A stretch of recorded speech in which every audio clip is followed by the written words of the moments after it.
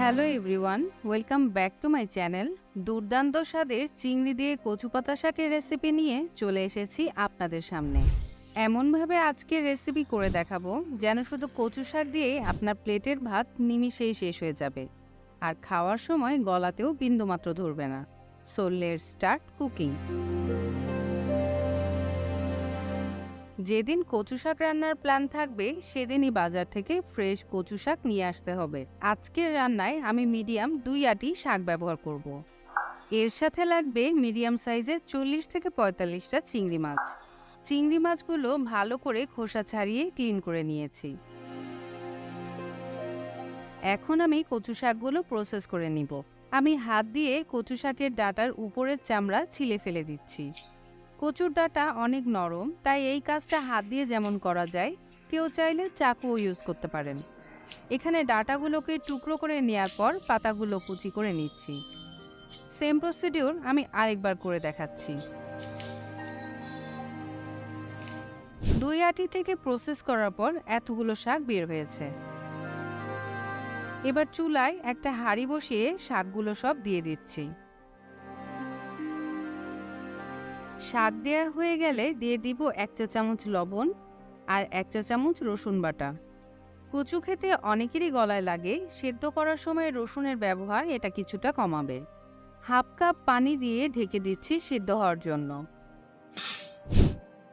10 minute পর ঢাকনা খুলে নেড়ে দিতে হবে, নয়তো নিচে লেগে যেতে পারে। কচু থেকে বের হওয়া পানি শুকায় যাওয়া শুরু করছে, এর সাথে সিদ্ধ হয়ে নরম হয়ে গেছে।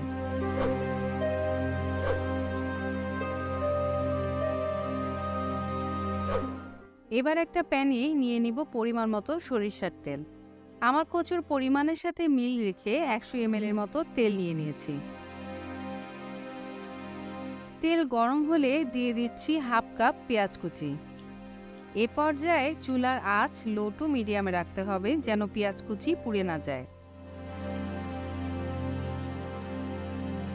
পেঁয়াজের কাঁচা ভাব চলে যাওয়ার পর দিয়ে দিব 1 চা চামচ রসুন বাটা,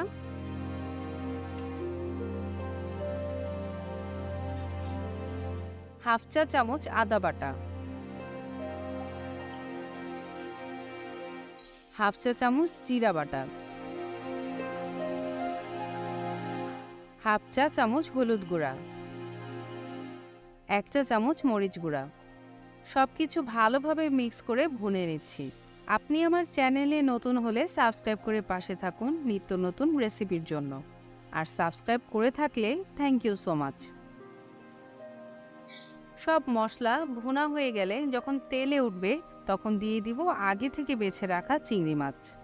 এই চিংড়ি মাছ কিন্তু কচু শাক রান্নার খুব ইম্পর্টেন্ট ইনগ্রেডিয়েন্ট, কেননা এটা কচু শাকের স্বাদটা ডাবল করে দেয়। তবে আপনি চাইলে ইলিশ অথবা অন্য কোনো মাছ দিয়েও এটা ট্রাই করতে পারেন। দিয়ে দিচ্ছি 5 থেকে 6টা কাঁচামরিচ এবং স্বাদ মতো লবণ। এবার সবগুলো একসাথে মাখানোর পর ভুনতে থাকবো 4 থেকে 5 মিনিট। এখানে লবণ ও মরিচের পরিমাণটা আমি আমার পছন্দ মতো দিলেও আপনারা আপনাদের স্বাদ অনুযায়ী অ্যাডজাস্ট করে নেবেন। এবার দিয়ে দিব সিদ্ধ করে রাখা কচু। ভালোভাবে নেড়ে কচুর সাথে সব মশলা এবং চিংড়ি মাছ মাখায় নিব।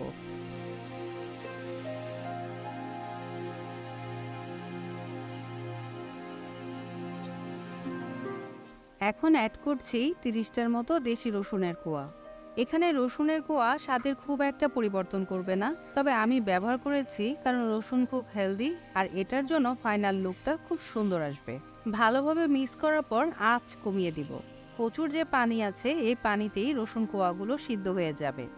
এ পর্যায়ে ঢাকনা ঢেকে দিতে হবে আর কিছুক্ষণ পর পর উল্টে পাল্টে দিব যেন দাগ না লাগে।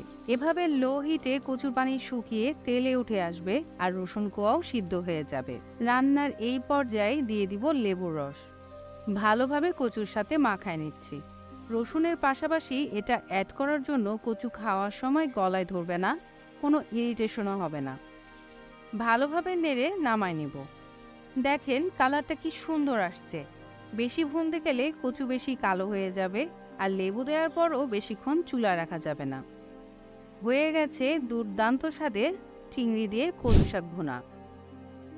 এমনভাবে রান্না করলে প্লেটের ভাত শেষ হতে কিছুই লাগবে না। আমার আজকের রেসিপি কেমন লাগলো কমেন্টসে জানাতে ভুলবেন না কিন্তু। সবাই ভালো থাকবেন। আল্লাহ হাফেজ।